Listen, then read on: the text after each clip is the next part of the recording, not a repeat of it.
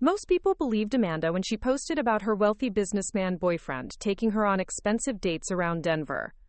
The designer handbags, the rooftop dinners, the weekend getaways to Aspen.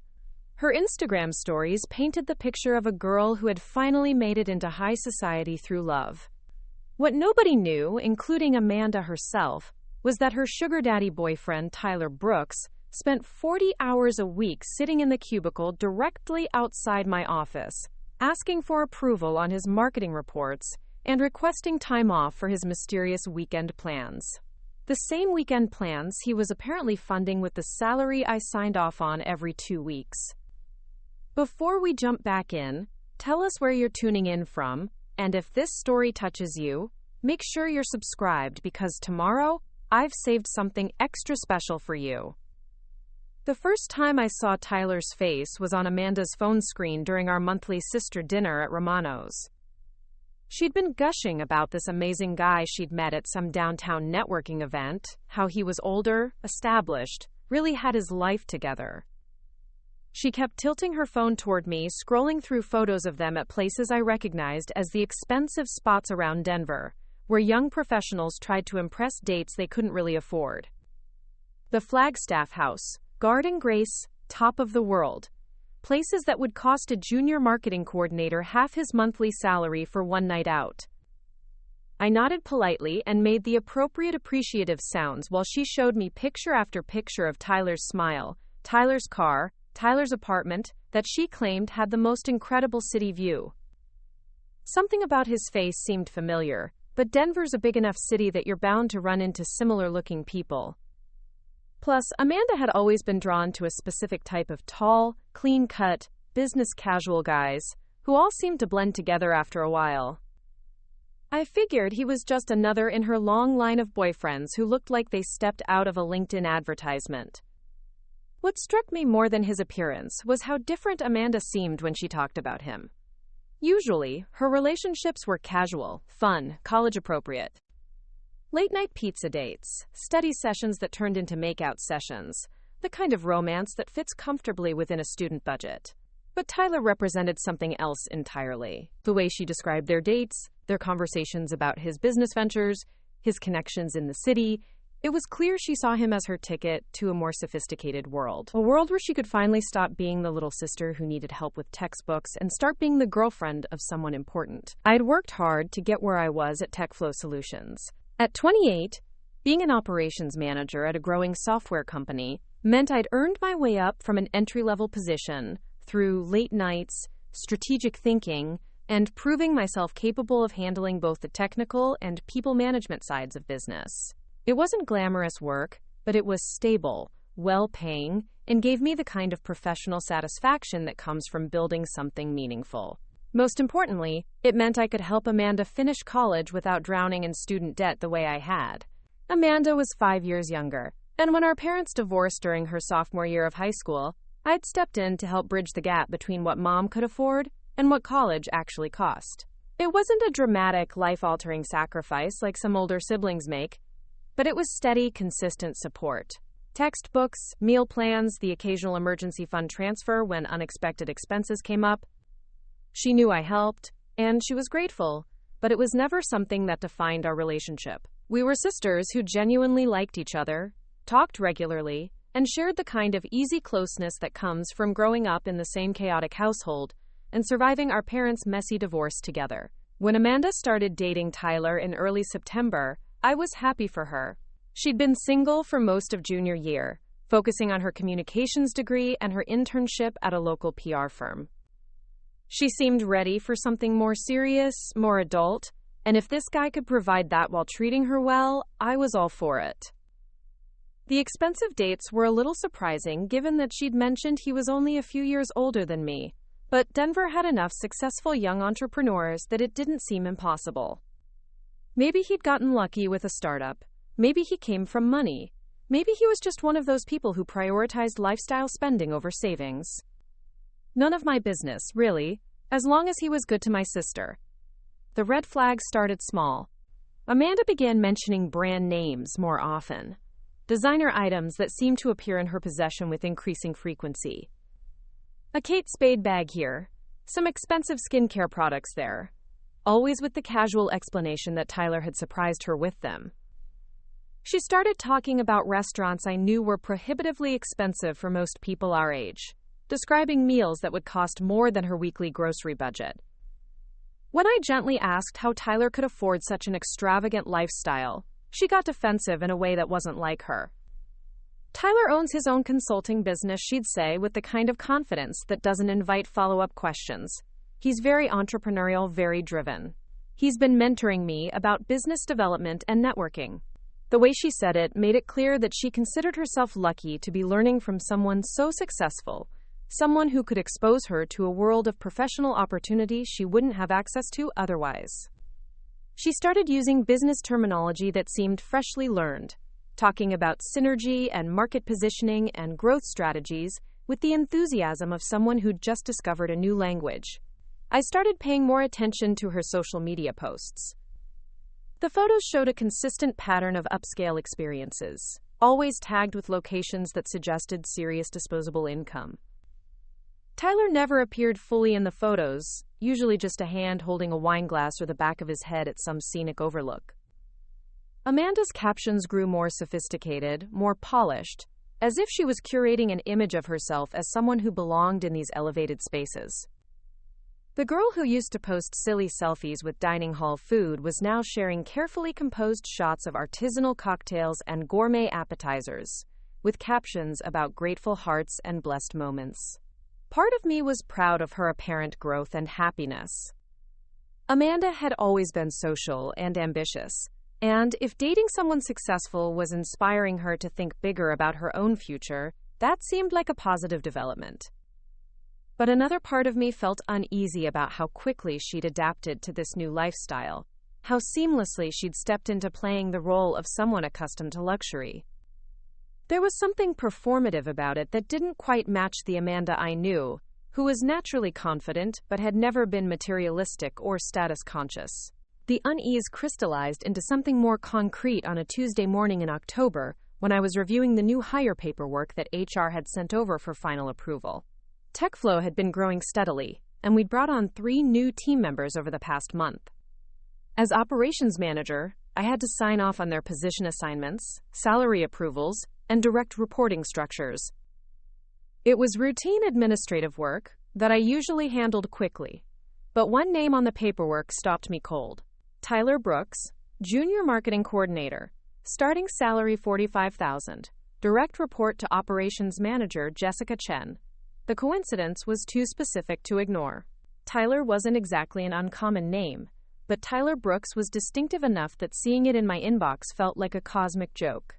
I pulled up his resume and employee photo, and there was no doubt. The same face Amanda had been showing me for weeks was staring back at me from a corporate headshot, wearing the kind of budget business casual that suggested someone trying to look more successful than their salary would support. His resume showed a marketing degree from a decent but not prestigious university, a couple of internships, and one previous job at a small advertising firm, where he'd worked for 18 months before applying to TechFlow. Nothing about Tyler Brooks' professional background suggested the kind of financial success that could support the lifestyle Amanda had been documenting. A junior marketing coordinator at a mid-sized software company was a perfectly respectable position, but it was also an entry-level role with a starting salary that would barely cover a nice one-bedroom apartment in Denver, let alone frequent dinners at the city's most expensive restaurants. The math simply didn't work, which meant either Tyler was independently wealthy, had family money, was living completely beyond his means, or was financing this relationship in ways that Amanda didn't fully understand. I spent the rest of that Tuesday trying to focus on my actual work, while my mind kept returning to the implications of what I'd discovered. On one hand, Tyler's employment status wasn't inherently problematic. People in entry-level positions date people. They figure out creative ways to afford nice experiences. They prioritize relationship spending over other expenses. Maybe he'd gotten a signing bonus. Maybe he had savings from his previous job. Maybe he was just really good at finding deals and creating the impression of luxury without the actual cost. On the other hand, Amanda's descriptions of Tyler's lifestyle and business success were clearly exaggerated at best and completely fabricated at worst. She genuinely believed she was dating someone financially established, someone whose professional achievements were worth emulating and learning from. The idea that she was being misled, whether intentionally or through Tyler's own wishful thinking about his status, made me protective in a way I hadn't expected. Amanda was smart and capable, but she was also young and inexperienced with the kinds of financial deception that people sometimes create around dating. By Thursday, Tyler had started his position and was sitting in the cubicle area just outside my office. Having him physically present made the situation surreal in a way I hadn't anticipated. Every time I walked past his desk or saw him in the break room, I was reminded that this was the person Amanda thought was so successful, so established, so worth bragging about to her friends. He seemed nice enough, professionally competent, eager to learn and contribute to our marketing initiatives. Just a normal 26-year-old guy starting a new job and trying to make a good impression on his manager. Watching Tyler navigate his first week at TechFlow gave me insight into his personality that Amanda's breathless descriptions had missed entirely. He was hardworking, but clearly inexperienced with corporate environments. He asked good questions but needed guidance on things that someone with extensive business experience would already know. He dressed well but wore the same 3 shirts in rotation, suggesting a carefully curated but limited professional wardrobe. Most tellingly, he seemed nervous about money and small. Preparing and narrating this story took us a lot of time, so if you are enjoying it, subscribe to our channel. It means a lot to us. Now back to the story. All ways that successful people usually don't. He brought lunch from home every day, declined optional team outings that involved spending money, and I caught him researching happy hour prices at nearby restaurants on his computer during lunch breaks. None of these observations were judgments about Tyler's character or potential. Everyone starts somewhere, and there's nothing wrong with being strategic about spending while building a career. But the disconnect between who Tyler actually was and who Amanda believed him to be grew more pronounced every day. She'd text me updates about their weekend plans, expensive-sounding activities that I knew would be challenging for someone making Tyler's salary to afford regularly. She'd mention things he'd taught her about business, insights that struck me as either very basic or slightly inaccurate when I heard them secondhand. The cognitive dissonance of managing Tyler's work performance while listening to Amanda's romantic updates created a strange dual awareness. In the office, I saw someone conscientious and pleasant, but clearly still learning the fundamentals of professional communication and project management. In Amanda's stories, Tyler was a mentor figure, someone sophisticated enough to guide her thinking about career development and business strategy. The gap between these two versions of the same person suggested that either Tyler was an exceptionally skilled performer, or Amanda was filling in gaps in her understanding with assumptions about what successful people must be like. 3 weeks into Tyler's employment, the situation became more complicated when Amanda announced that she was planning to bring Tyler home for Mom's birthday dinner. Family introductions were significant in our household, a signal that relationships had moved beyond casual dating into something more serious and committed. Amanda seemed excited about the opportunity to show Tyler off, to let Mom see how well she was doing in the romance department.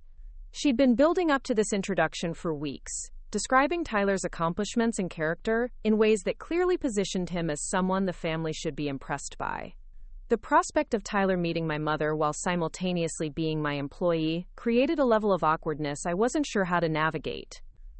Professional boundaries suggested that I shouldn't share Tyler's employment details with Amanda, but family honesty made it feel deceptive to sit through dinner listening to exaggerated stories about his business success.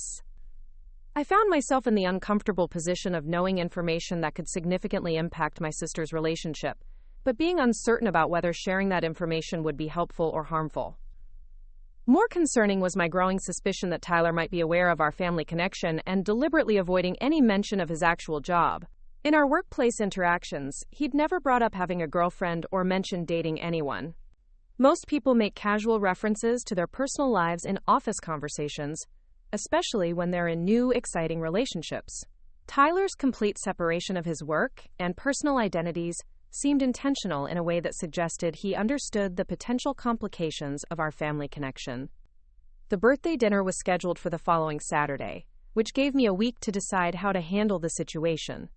I could continue playing ignorant, meet Tyler as Amanda's boyfriend, without acknowledging our professional relationship, and hoped that the truth would eventually come out naturally. I could privately tell Amanda about Tyler's employment before the dinner, giving her the opportunity to process the information and decide how she wanted to proceed. Or I could wait for Tyler to bring up the connection himself, assuming that he'd eventually realize the impossibility of maintaining completely separate relationships with two sisters indefinitely. Each option felt problematic in different ways. Staying silent felt like enabling a deception that was likely to hurt Amanda eventually. Revealing Tyler's employment status felt like a violation of workplace confidentiality and potentially unnecessarily destructive to their relationship. Waiting for Tyler to handle the situation put an unfair burden on someone who might not even realize the extent of the complications his silence was creating.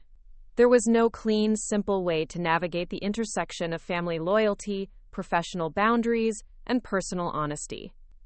As Saturday approached, Amanda's excitement about the introduction became more apparent.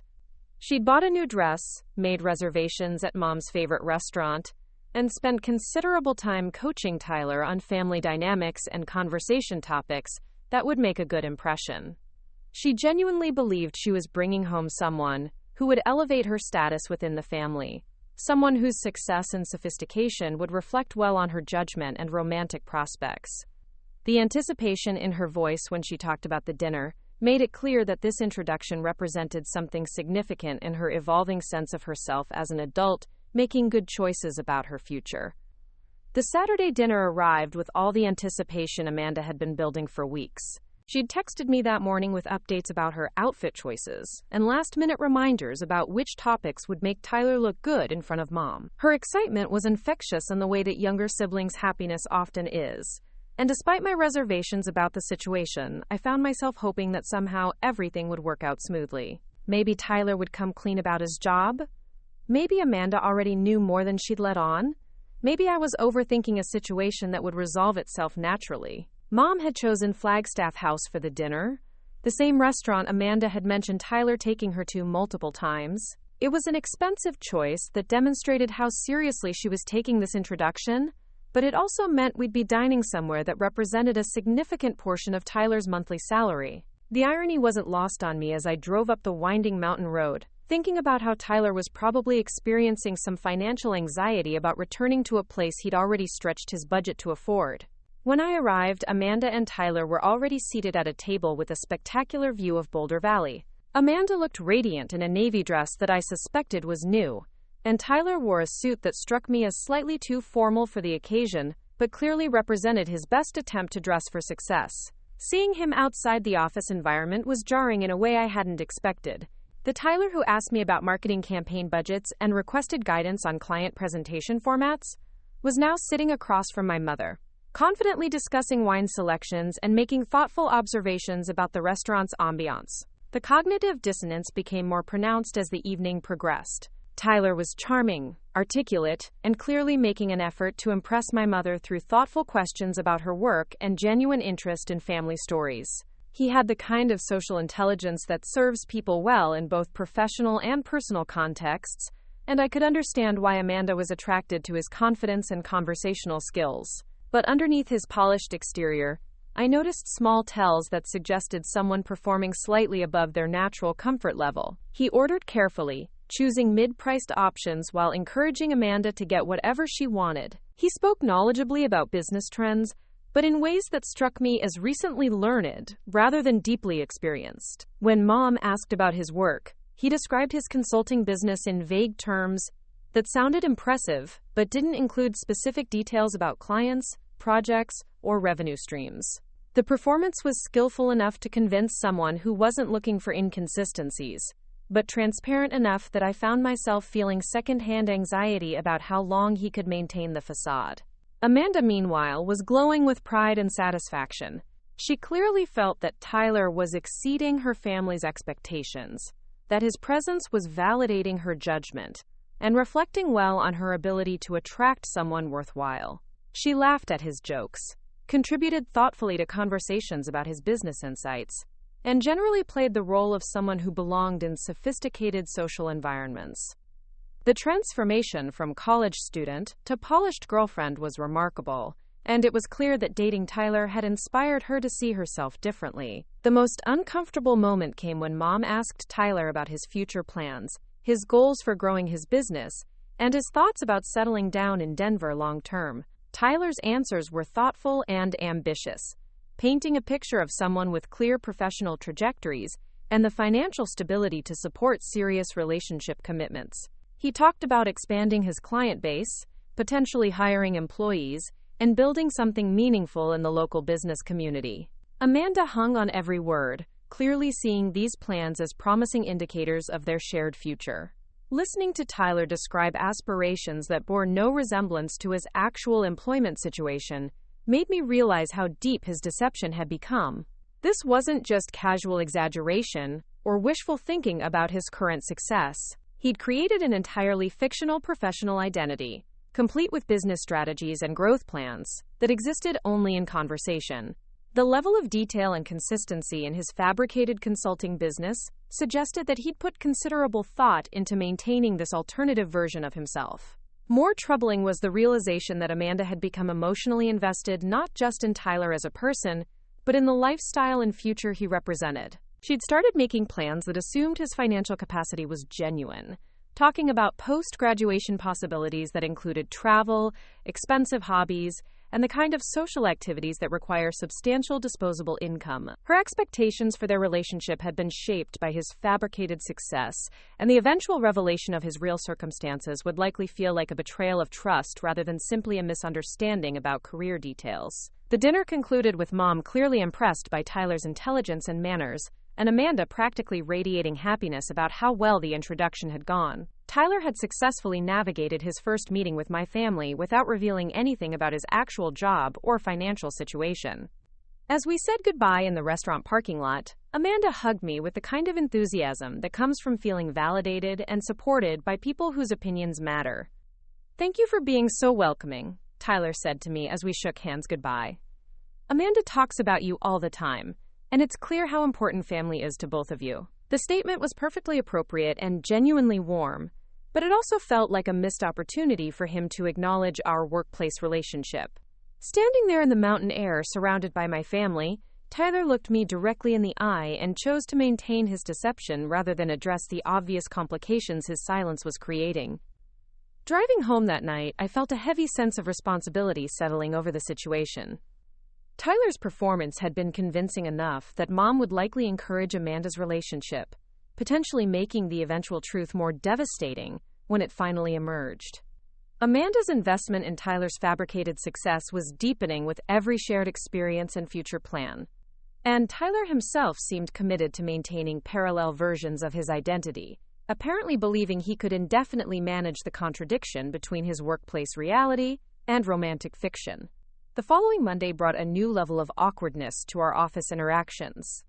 Tyler was friendly and professional as always, but there was an underlying tension that suggested he was aware of the unusual dynamic between us. He didn't mention the dinner or ask about my family, maintaining the same careful separation between his work and personal life that had characterized our relationship since he'd started at TechFlow. But I caught him looking at me differently during meetings, as if he was trying to gauge whether I planned to disrupt the careful balance he'd established. My own discomfort with the situation was becoming harder to manage.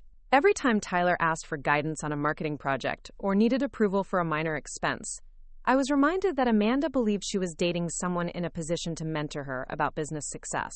Every text from Amanda about their weekend plans or relationship developments felt like unwilling participation in an ongoing deception. The professional boundary that normally made workplace relationships straightforward was complicated by family loyalty and personal ethics in ways I'd never had to navigate before. The breaking point came 3 weeks later when Amanda called me during my lunch break, practically vibrating with excitement about something Tyler had told her. He'd mentioned the possibility of them taking a trip to San Francisco over winter break, staying at a nice hotel, exploring the city's restaurant scene and cultural attractions. She was thrilled about the prospect of traveling with someone who could afford to make such experiences comfortable and memorable, and she wanted my advice about whether accepting such an expensive gift would be appropriate given the relatively early stage of their relationship. Listening to Amanda worry about the etiquette of accepting generosity from someone who was actually living paycheck to paycheck on a salary I'd approved felt surreal and infuriating.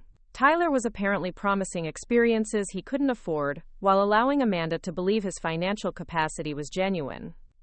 The San Francisco trip represented probably 3 months of Tyler's discretionary income, if he had any discretionary income at all. Either he was planning to go into debt to maintain his facade, or he was making promises he had no intention of keeping. That afternoon, I found myself paying closer attention to Tyler's workplace behavior in ways that felt uncomfortably like surveillance.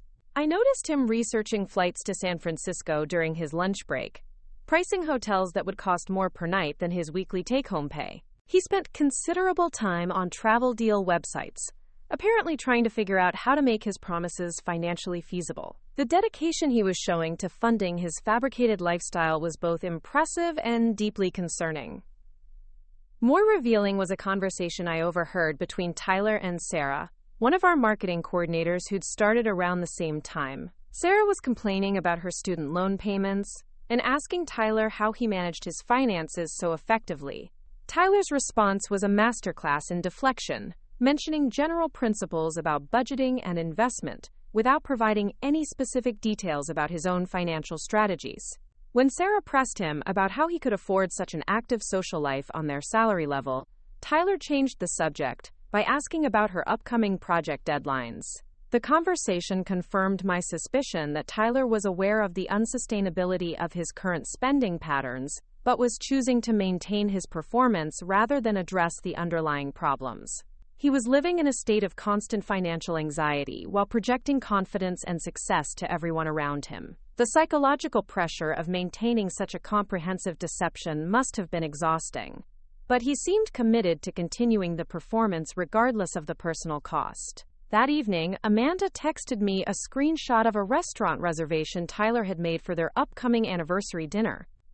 The restaurant was one of Denver's most exclusive establishments, the kind of place that required reservations weeks in advance and charged prices that most people would consider special occasion extravagant. The screenshot showed a reservation for 2 under Tyler's name, with a note about requesting the chef's tasting menu and wine pairings.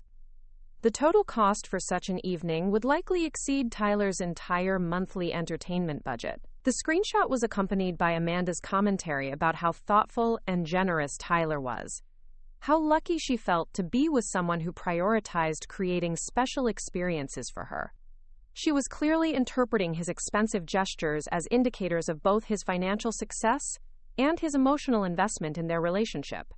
The idea that Tyler might be sacrificing his financial stability to maintain her admiration and affection didn't seem to occur to her, which wasn't surprising given that he'd never given her reason to question his prosperity.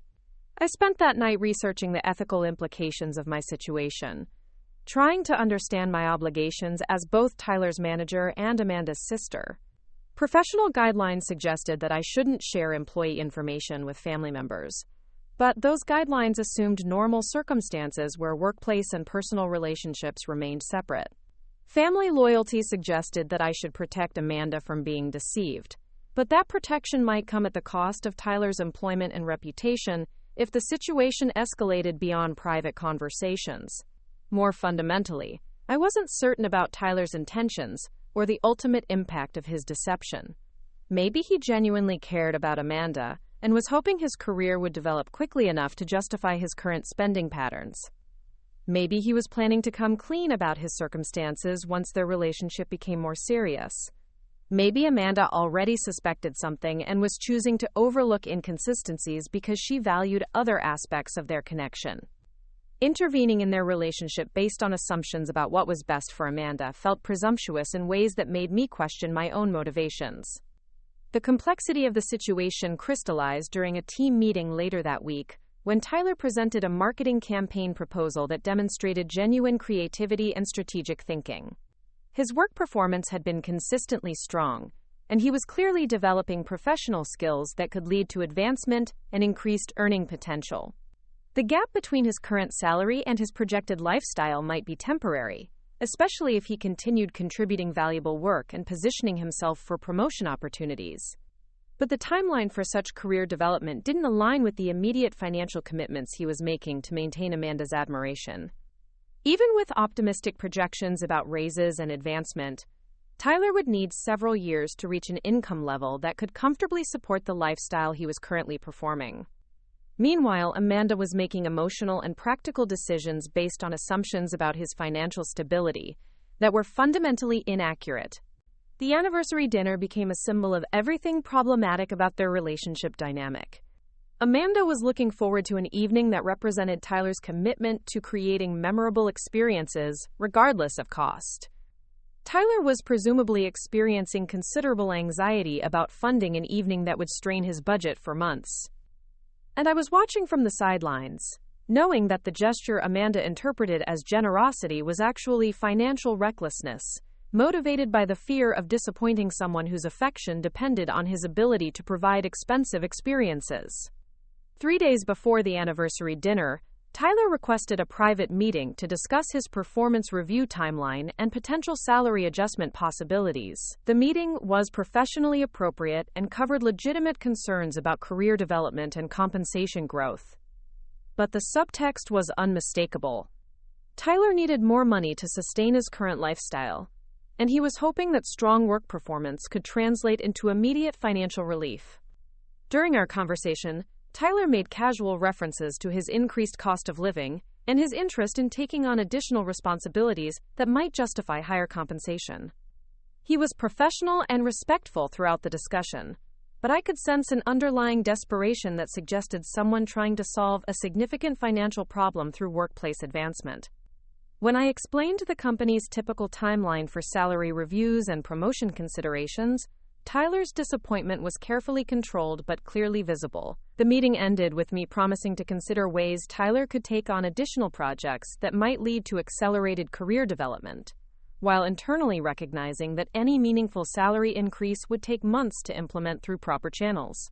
Tyler thanked me for my time and consideration, maintaining his professional demeanor while probably calculating whether his current trajectory could support his romantic commitments. That afternoon, I made a decision that felt necessary but uncomfortable. I drafted an email to Frank, our HR director, requesting guidance about how to handle situations where employee personal lives created potential conflicts with workplace relationships. I didn't mention specific names or details, but I outlined the general parameters of my situation and asked for advice about professional boundaries and disclosure obligations.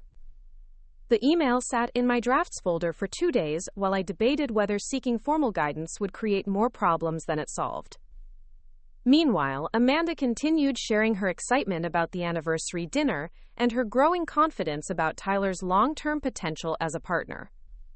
She'd started making subtle references to post-graduation plans that assumed Tyler's continued financial capacity, mentioning possibilities like moving to a nicer apartment, traveling together, and participating in social activities that required substantial disposable income. Her future planning was becoming increasingly dependent on Tyler's ability to maintain his current performance level indefinitely. The night before the anniversary dinner, Tyler stayed late at the office working on a project that had already been completed to satisfactory standards.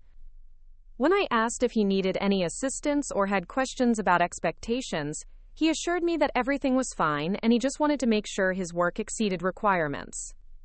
But I suspected he was avoiding going home to face the financial reality of the next evening's expenses, using workplace productivity as a distraction from personal anxiety. Watching Tyler struggle with the consequences of his own deception, while Amanda continued building expectations based on his fabricated success, made me realize that my silence was enabling a situation that could only end badly for everyone involved. Tyler was trapped in a performance he couldn't sustain, Amanda was developing feelings for someone who didn't really exist, and I was complicit in allowing their relationship to deepen based on fundamental dishonesty about basic life circumstances. The anniversary dinner proceeded as planned, and Amanda's social media posts the next day showed images of an elegant evening that looked exactly as expensive and sophisticated as she'd anticipated. Tyler had apparently managed to fund the experience despite his financial limitations, and Amanda's commentary reflected her continued admiration for his generosity and success. But beneath the surface celebration, I knew that Tyler had probably compromised his financial stability for months to create one evening of artificial prosperity. The unsustainability of the situation became more apparent over the following weeks, as Tyler's workplace behavior showed signs of increasing stress. He started bringing lunch from home every day, declined optional team activities that involved any expense, and spent considerable time during breaks researching side income opportunities. Meanwhile, Amanda continued planning activities and making assumptions that required Tyler to maintain his expensive lifestyle performance. The breaking point arrived when Amanda called me with news that Tyler had surprised her with tickets to a weekend skiing trip to Vail, complete with lift passes, equipment rentals, and reservations at a slopeside lodge. She was ecstatic about the romantic gesture and impressed by Tyler's spontaneous generosity. But I knew that such a weekend would cost more than Tyler's monthly rent, and that he was either going into serious debt or making promises he couldn't keep. That evening, I finally sent the email to Frank requesting guidance about workplace boundary situations. The response came quickly and was professionally helpful, but ultimately confirmed what I already suspected. While I wasn't obligated to disclose employee personal information to family members, I also wasn't prohibited from sharing general observations if I believed someone was being deceived in ways that could cause serious harm. The guidance gave me permission to act on what had become an ethical obligation rather than just a family concern. Amanda deserved to understand the real circumstances of her relationship before making further emotional or practical commitments based on Tyler's fabricated success. Tyler deserved the opportunity to build genuine connections based on his actual character and potential rather than unsustainable financial performance. And I deserved to stop carrying the burden of knowledge that was affecting my ability to maintain authentic relationships with both my sister and my employee. The conversation with Amanda would need to happen before the Vail trip, which was scheduled for the following weekend. The decision about how to approach Tyler would depend on Amanda's response and her preferences about how to handle the situation. But regardless of the specific logistics, the time for maintaining silence about the fundamental dishonesty at the center of their relationship had passed. Amanda's discovery of Tyler's real employment status created an immediate crisis of trust that extended far beyond simple disappointment about his finances. The revelation forced her to re-examine every conversation they'd shared, every explanation he'd given about his work, and every assumption she'd made about his character based on his apparent success. What emerged from this analysis was a pattern of deliberate deception that went beyond exaggeration or wishful thinking into systematic fabrication of his entire professional identity.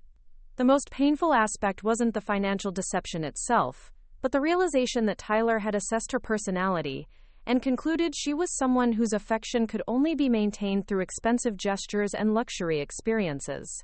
His entire approach to their relationship suggested he believed she was materialistic enough that discovering his real circumstances would automatically end her interest in him. The implication that he had such a shallow understanding of her values felt like a deeper betrayal than the lies about his career. Amanda spent the weekend before their planned Vail trip wrestling with whether to confront Tyler directly or simply end the relationship without explanation. Part of her wanted to give him an opportunity to come clean and potentially salvage something authentic from their connection. Another part felt that his months of systematic lying had demonstrated a fundamental lack of respect for her intelligence and judgment that made honest communication impossible going forward. The confrontation happened on Sunday evening at Tyler's apartment, surrounded by the ski equipment and travel preparations that represented his continued commitment to maintaining expensive illusions despite their obvious unsustainability.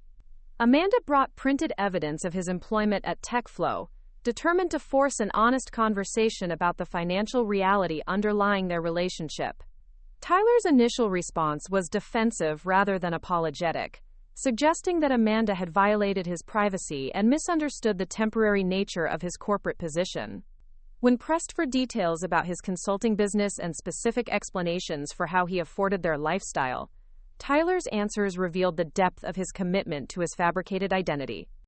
Rather than acknowledging the obvious inconsistencies between his claims and his circumstances, he insisted that Amanda's inability to believe in his potential demonstrated a lack of faith that was incompatible with serious relationships. His refusal to address the systematic nature of his deception confirmed Amanda's suspicion that he was more invested in maintaining his performance than building authentic connection. The argument escalated when Amanda directly questioned the sustainability of expensive trips and restaurants on his actual salary, forcing Tyler to acknowledge that he'd been living beyond his means to maintain her admiration. His admission revealed both genuine caring for their relationship and complete misunderstanding of what she actually valued in partners. Tyler's belief that expensive gestures were necessary to keep her interest demonstrated how thoroughly he'd misjudged her character while simultaneously deceiving her about his own circumstances. The relationship ended that evening with Amanda's recognition that Tyler's commitment to his fabricated success was stronger than his willingness to build genuine connection based on honest communication about their actual circumstances. His final response was to blame Amanda for destroying their future because of her focus on present limitations rather than shared aspirations. The accusation confirmed that Tyler still didn't understand the difference between ambitious goal setting and systematic deception about fundamental life circumstances.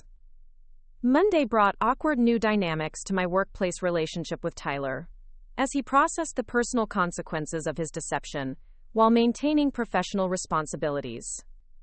His work performance remained competent, but there was obvious stress and distraction that suggested someone struggling with the collapse of carefully maintained facades. Tyler's colleagues noticed his subdued demeanor but attributed it to normal personal challenges rather than the specific crisis of having his romantic deception exposed. Within a week, Tyler submitted his resignation letter through proper HR channels, explaining his departure as a career advancement opportunity rather than acknowledging the personal circumstances that had made his position untenable.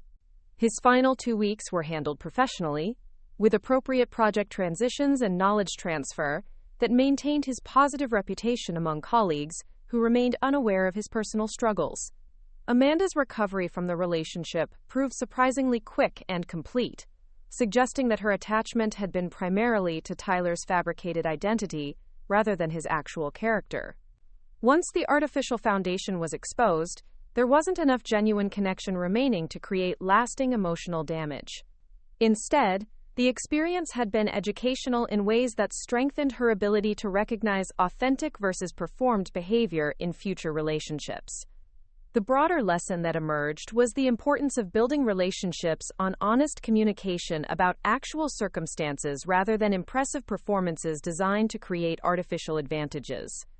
Tyler's story served as a cautionary reminder that the pressure to appear successful can become so overwhelming that people choose deception over authenticity, ultimately harming both their own well-being and their partner's ability to make informed decisions about relationship potential. Up next, you've got 2 more standout stories right on your screen. If this one hit the mark, you won't want to pass these up. Just click and check them out.